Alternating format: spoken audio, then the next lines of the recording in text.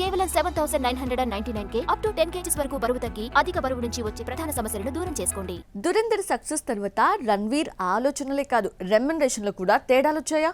షారుఖ్, రజనీకాంత్, బన్నీ, ప్రభాస్ లాంటి star heroes ని beat చేసి దేశంలోనే హైయెస్ట్ పెయిడ్ హీరోగా ఎదిగాడా?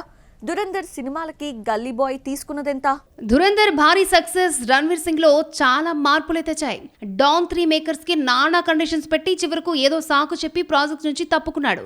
మొన్నటి వరకు ఈ కాంట్రవర్సీలో చిక్కుకుని టాక్ ఆఫ్ ది టౌన్ అయ్యాడు. తాజాగా గల్లీ బాయ్ రెమ్యునరేషన్ కూడా ఇండస్ట్రీలో హాట్ టాపిక్ అవుతోంది.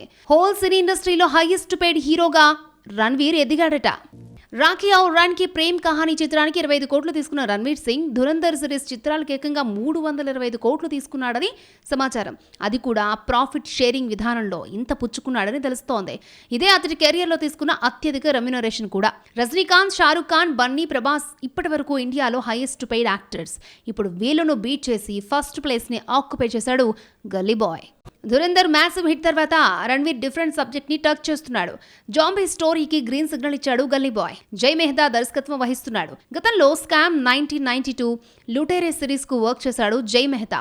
ప్రస్తుతం పోస్ట్ ప్రొడక్షన్ వర్క్ లో ఉన్న ఈ ప్రాజెక్ట్ ఆగస్టు నుండి సెట్స్ పైకి వెళ్లబోతుందట.